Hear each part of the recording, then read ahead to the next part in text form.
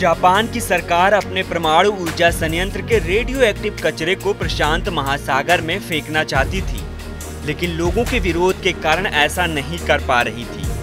फिर इस मामले की जांच संयुक्त राष्ट्र की इंटरनेशनल एटॉमिक एनर्जी एजेंसी यानी कि IAEA ने शुरू की।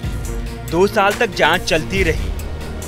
अब इस एजेंसी ने जापान की सरकार को रेडियो एक्टिव कचरे को फेंकने की अनुमति दे दी है। एजेंसी की जांच में पता चला है कि प्रशांत महासागर में कचरा फेंकने से इंसानी जीवों या पर्यावरणों को मामूली नुकसान हो सकता है, लेकिन उससे घबराने की जरूरत नहीं है।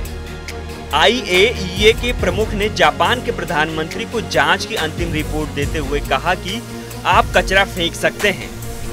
यानी जापानी सरकार परमाणु संयंत्र से परमाणु कचरा एजेंसी के अधिकारियों के सामने ही समंदर में फेंक पाएगी।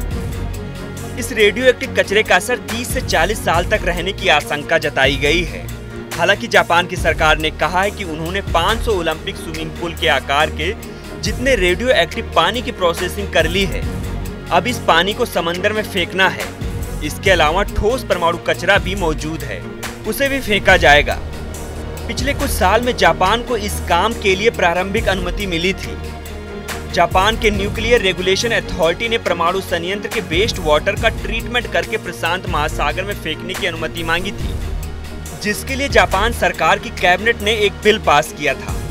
दिक्कत ये थी कि जापान में नियम है कि कोई भी नया काम करने से पहले जिसमें लोगों के जनजीवन पर असर पड़ता है, उसके बारे में लोगों से राय ली जाती है।